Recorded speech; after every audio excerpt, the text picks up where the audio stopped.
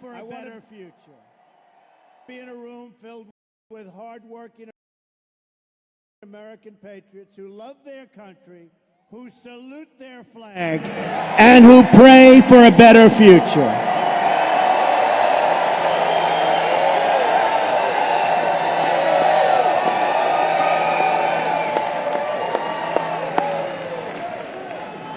I also want to speak to you without the filter of the fake news.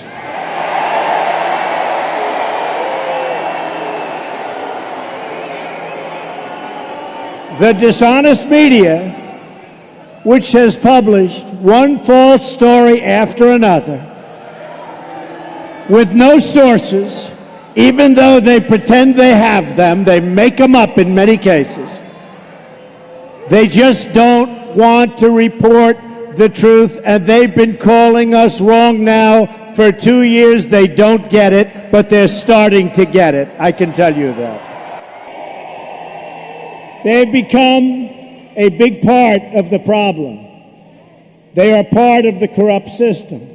Thomas Jefferson, Andrew Jackson, and Abraham Lincoln, and many of our greatest presidents fought with the media and called them out, oftentimes on their lies. When the media lies to people, I will never, ever let them get away with it. I will do whatever I can that they don't get away with it. They have their own agenda, and their agenda is not your agenda. In fact, Thomas Jefferson said, "Nothing can be believed which is seen in a newspaper. Truth itself," he said, "becomes suspicious by being put into that polluted vehicle." That was June 14th, my birthday, 1807. But despite all their lies, misrepresentations, and false stories, they could not defeat us in the primaries, and they could not defeat us in the general election, and we will continue to expose them for what they are, and most importantly, we will continue to win, win, win.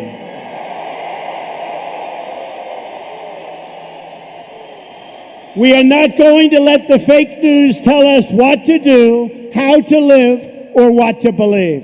We are free and independent people, and we will make our own choices. We are here today to speak the truth, the whole truth, and nothing but the truth. I hear your demands, I hear your voices, and I promise you I will deliver. I promise that.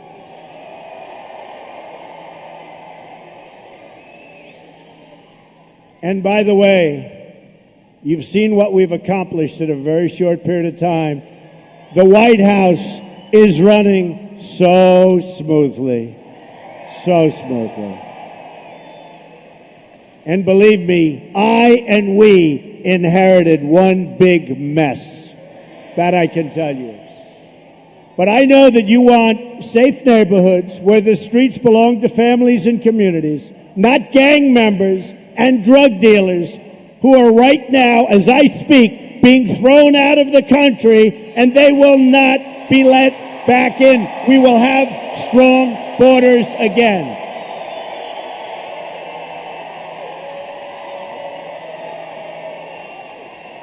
And I mean that. And you've seen it on television. You've seen it on television. General Kelly, now Secretary Kelly, he's really doing the job. You're seeing it. The gang members, bad, bad people. I said it day one. And they're going out. Or they're being put in prison. But for the most part, get them the hell out of here. Bring them back to where they came from. The fact is, you want great schools for your children. You want good, high-paying jobs for yourselves and for your loved ones and for the future of your families. You want a health care system, and by the way, we are going to be submitting in a couple of weeks a great health care plan that's going to take the place of the disaster known as Obamacare. It will be repealed and replaced. And for those people, the people that are put into rooms where Republicans are talking about the plan, and it wouldn't matter what they say, for those people, just so you understand, our plan will be much better health care at a much lower cost, okay? Nothing to complain about. Obamacare, remember, it is a disaster. You want low-cost American energy also, which means lifting the restrictions on oil, on shale, on natural gas, and on clean, very clean coal. We're going to put the miners back to work. The miners go back to work. You want us to enforce our immigration laws and to defend our borders. You want fair trade deals and a level playing field. We don't have a level playing field because you understand that when American workers win, America as a country wins and wins big. And every country over the last long period of time has been taking advantage of the stupidity of our politicians. It's not going to happen any longer. You want lower taxes, less regulation, millions of new jobs, and more products stamped with those beautiful, beautiful words, made in the USA.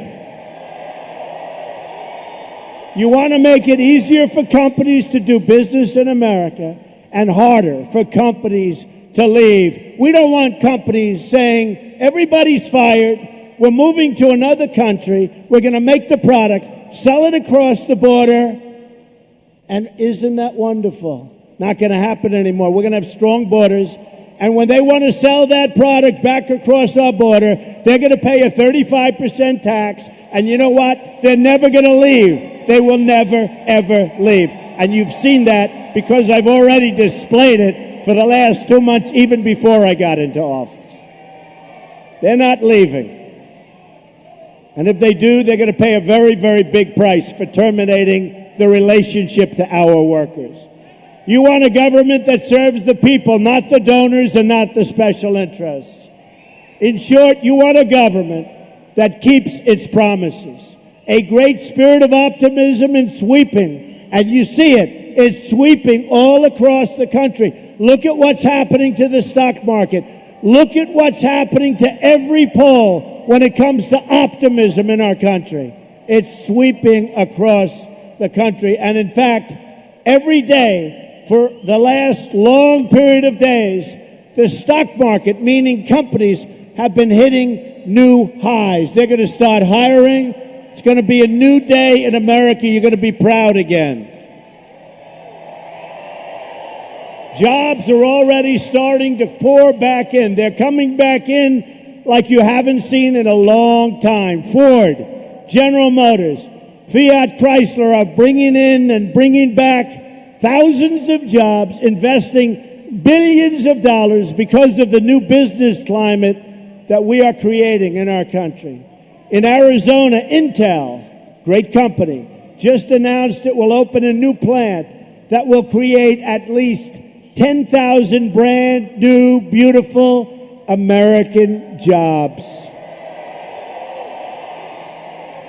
I followed through on my promise to withdraw from the job-killing disaster known as the Trans-Pacific Partnership, TPP. We have just terminated our relationship to it. We're going to have tremendous trade deals all over the world, but they're going to be bilateral or, as we would say, one-on-one. None of these deals will we get caught in quicksand, where we get mired in and we can't do anything about it, like, by the way, NAFTA and so many others. And my administration has begun plans to crack down on foreign cheating and currency manipulation, which is killing our companies and really, really hurting our workers. We're going to end it.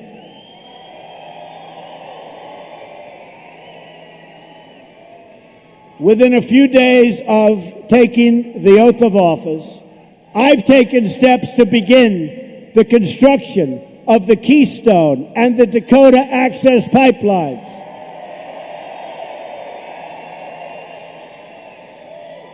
Anywhere from 30 to 40,000 jobs. And very importantly, as I was about to sign it, I said, who makes the pipe? Who makes the pipe? Something this audience understands very well, right? Simple question. The lawyers put this very complex document in front. I said, who makes the pipe? They said, sir, it can be made anywhere. I said, not anymore. So I put a little clause in the bottom.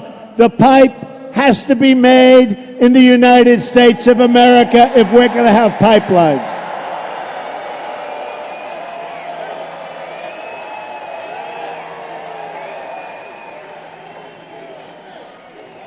We believe in two simple rules, and I can tell you everybody in this is a massive hangar. This is for the big planes. And by the way, do you think that one media group back there, that one network, will show this crowd? Not one. Not one.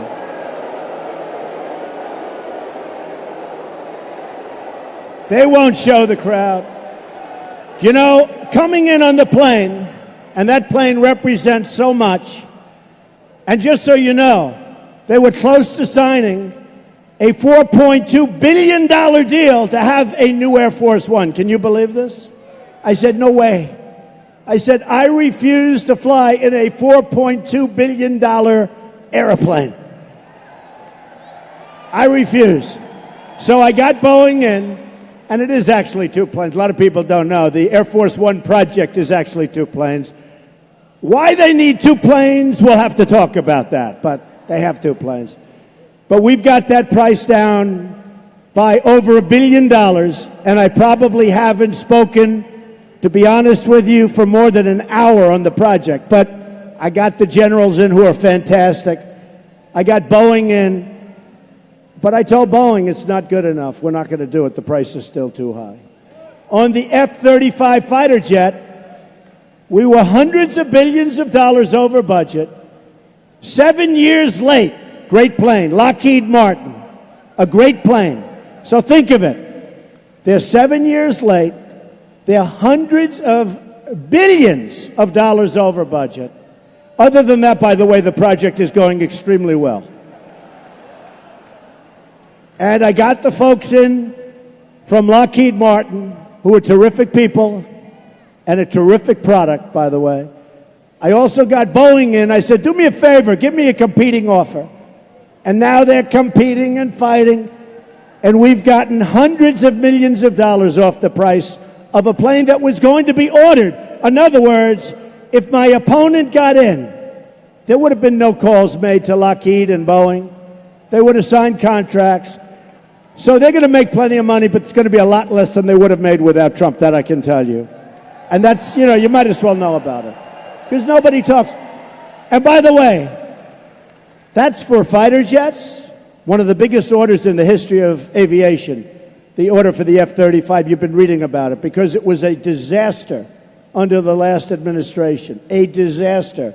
And now we have it running beautifully. In fact, when the Prime Minister of Japan, Prime Minister Abe, who's great guy, when he came over, he said, thank you. I said, for what?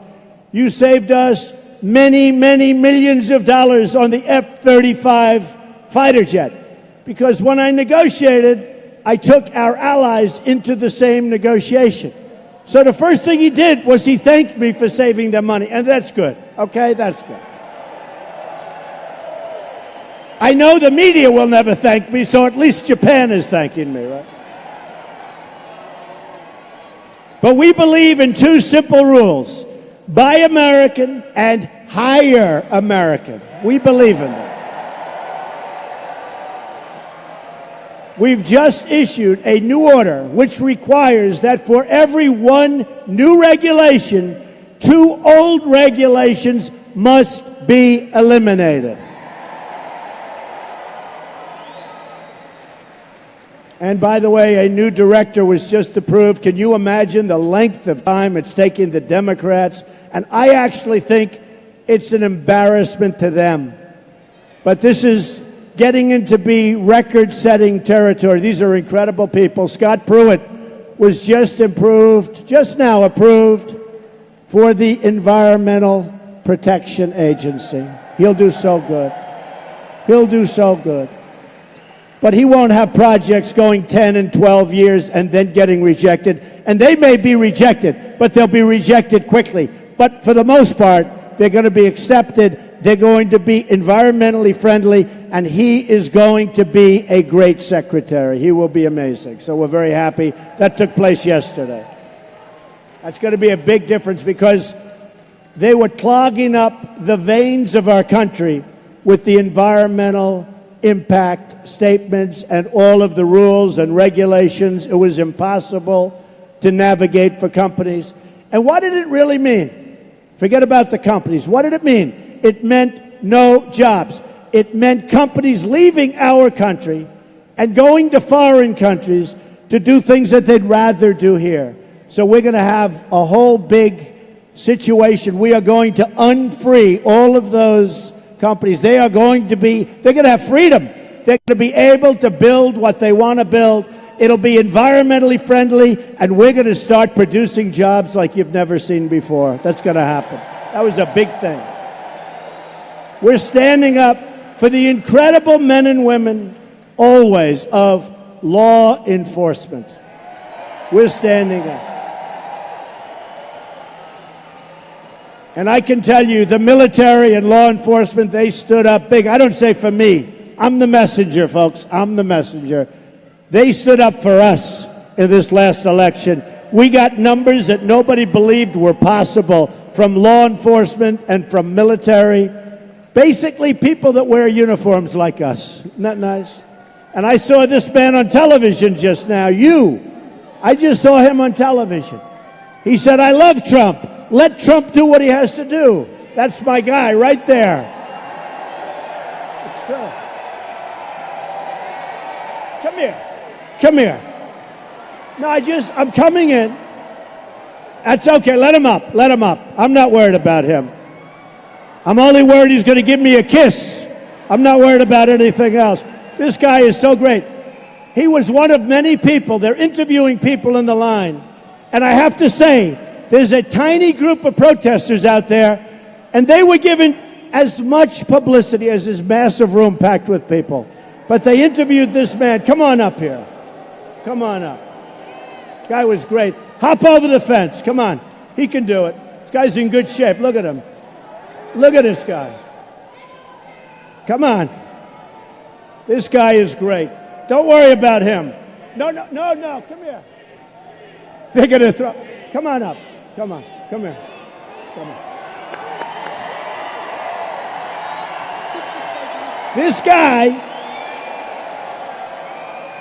so he's been all over television saying the best things, and I see him standing. And didn't you get here like at 4 in the morning? I did, sir. Say a couple of words to this crowd.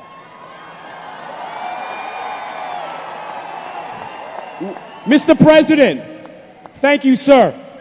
We the people, our movement is the reason why our President of the United States is standing here in front of us today.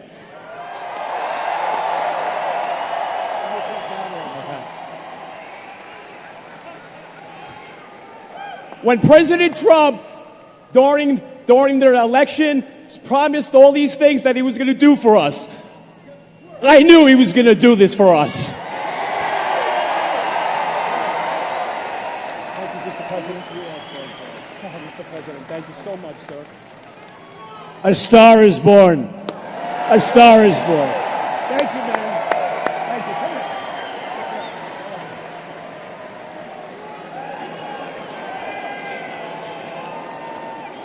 That's fine.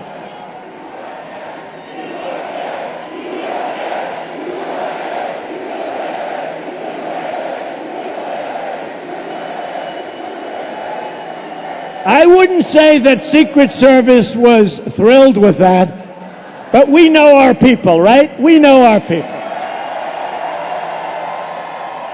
Hey, great guy. And so many others. I see some others. They're being interviewed. I see them over here.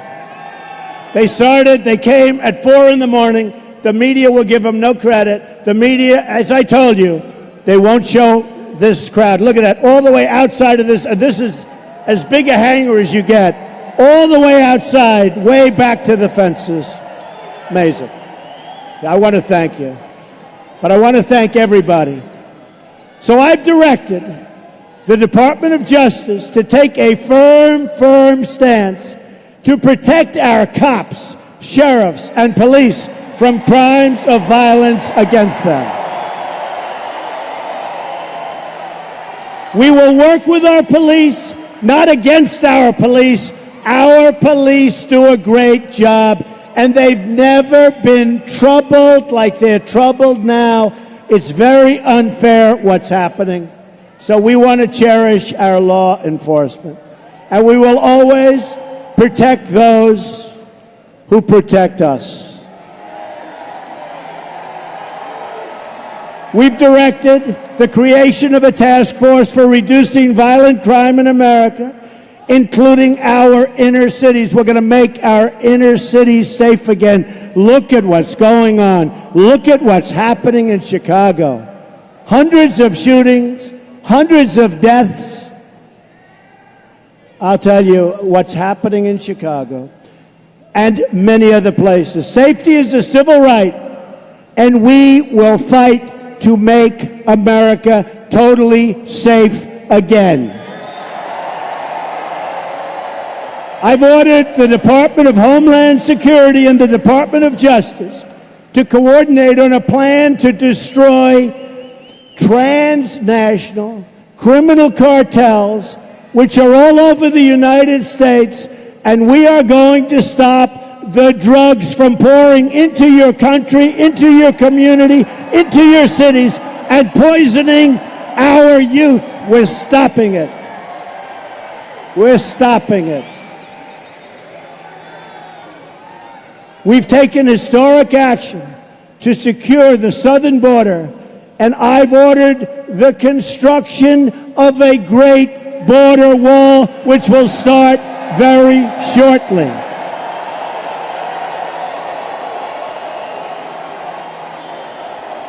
And I've taken decisive action to keep radical Islamic terrorists the hell out of our country.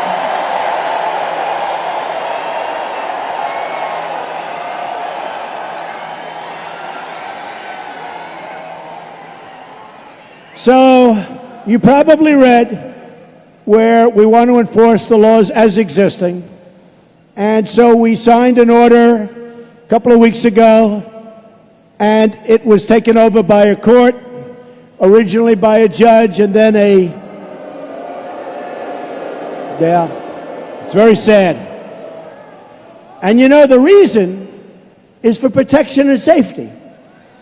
So the statute is so plain and so clear. I said last week I was speaking to a great group of sheriffs, the sheriffs group in Washington.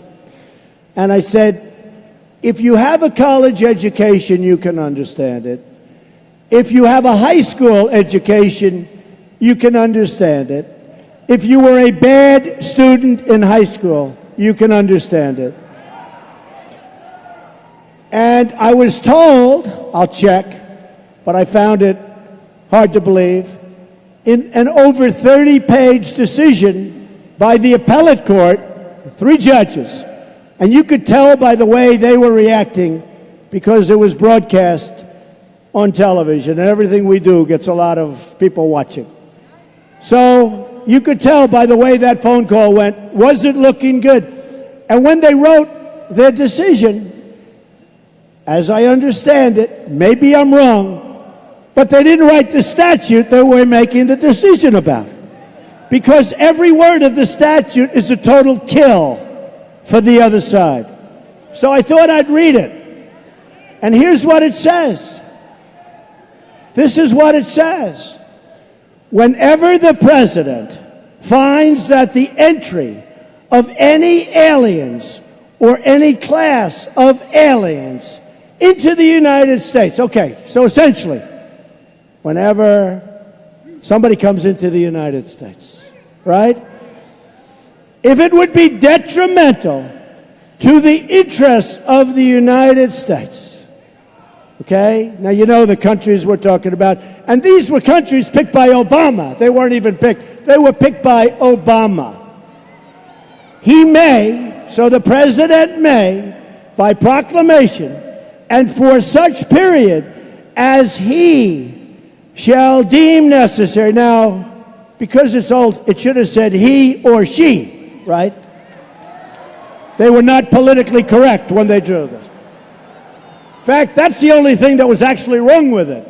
He or she. But I don't think the women care too much about that, right? I don't think so. By the way, we did very well with women.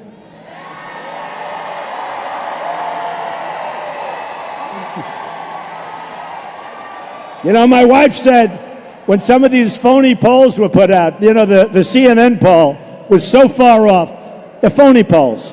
But when some of these she said, what's wrong with you and women? We did very nicely with women. We did nicely with a lot of groups that they didn't think we were going to do so nicely with. I guess we had to. That's why we're all here tonight, right? So, and it goes, and for such period as he shall deem necessary, suspend the entry of all aliens or any class of aliens as immigrants or non-immigrants, or impose on the entry of aliens any restriction he may deem to be appropriate. So basically it says the president has the right to keep people out if he feels it's not in the best interest of our country, right? Unbelievable. Unbelievable. And I listen to these judges talk and talk and talk. So unfair. So we'll be doing something over the next couple of days. We don't give up. We never give up. We had a court that I disagree with. I disagree with Big League. And by the way, whether you read it or whether you watch it on television, when other lawyers come on, many of them can't even understand. They're saying, how do you come up with that decision? It cannot be more simple. So they're ruling on what I just read you, and they don't even quote it in their ruling. Because you can't, because it's too obvious. So we will do something next week. I think you'll be impressed. Let's see what happens. Here's the bottom line. We've got to keep our country safe. You look at what's happening. We've got to keep our country safe.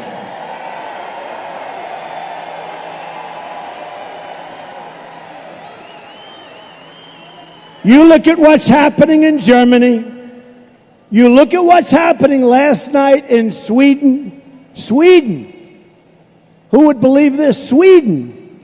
They took in large numbers. They're having problems like they never thought possible. You look at what's happening in Brussels. You look at what's happening all over the world. Take a look at Nice. Take a look at Paris. We've allowed thousands and thousands of people into our country, and there was no way to vet those people. There was no documentation. There was no nothing. So we're going to keep our country safe.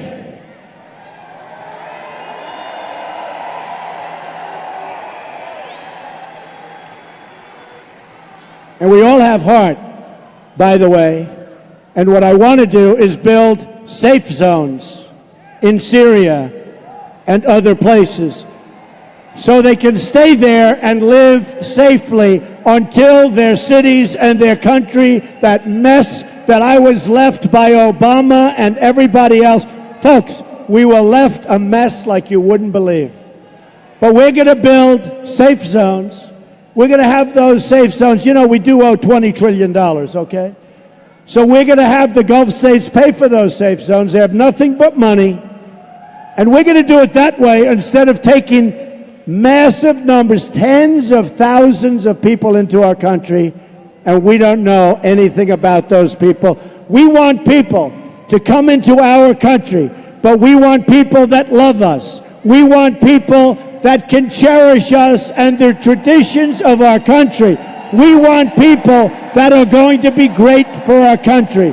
We don't want people with bad ideas. We don't want that.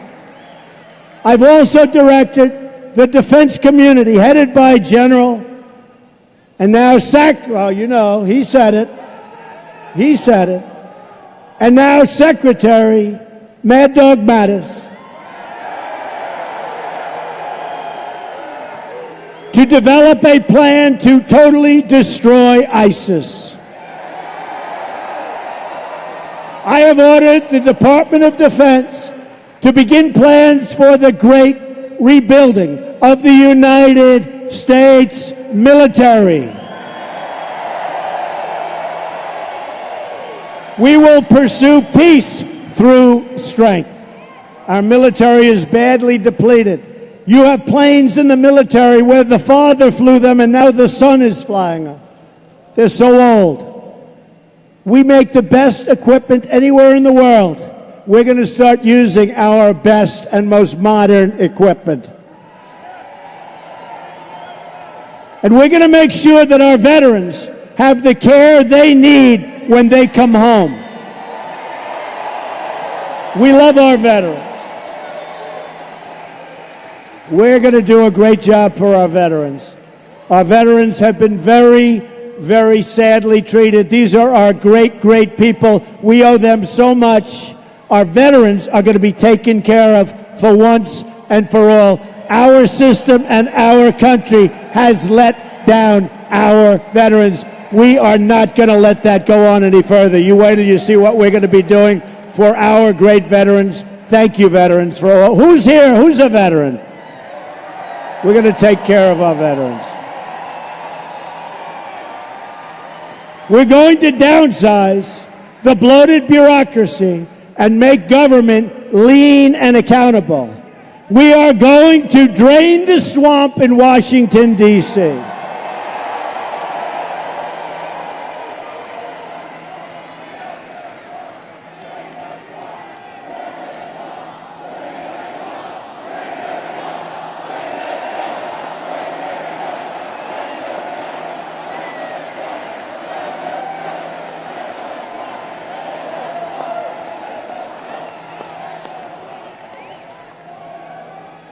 I've already imposed, I'm not sure they're too happy about it, a 5-year lobbying ban on the executive branch officials and a lifetime ban on lobbying for a foreign government.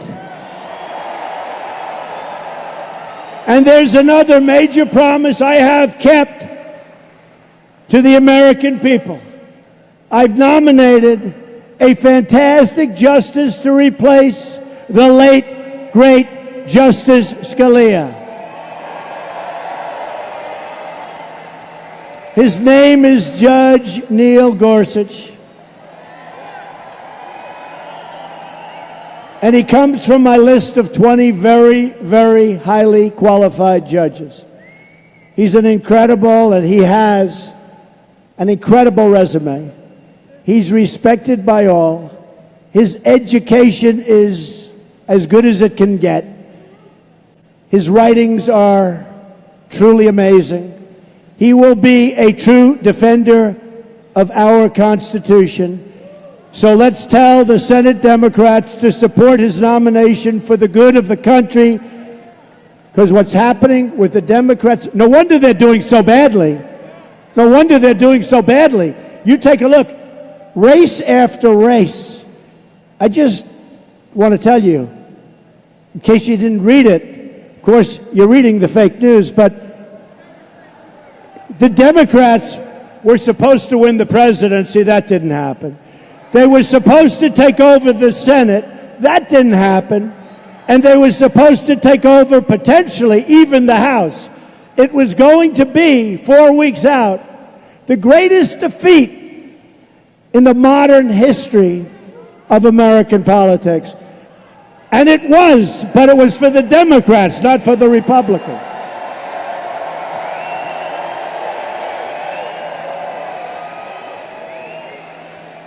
So we have to tell the Democrats, because they're doing the wrong thing for the American people, to stop their tactics of delay and obstruction and destruction.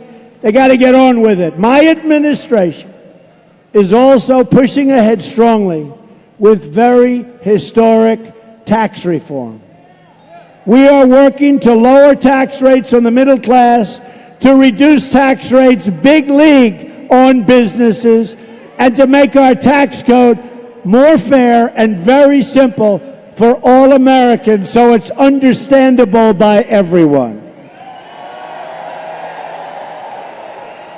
Senate Democrats should work with us to lower taxes and bring back our jobs. But the Democrats want to increase your taxes very, very substantially. We're not going to let that happen. It's also time for the Senate Democrats to take responsibility for Obamacare and to work with us to replace it with new reforms that reverse this nationwide health care tragedy. It's a tragedy. You look at some states, Arizona, up 116%. And your deductibles have gone so high that you can never use it. Obamacare doesn't work. It's become totally unaffordable. Remember they said the health care, it's unaffordable. It doesn't work. And I said to the Republicans, I said, you want to do something great politically? Don't do anything. Sit back for 2 years, let it explode. The Democrats will come and beg for us to do something, but we can't do that to the American people. We have to fix it, and we will.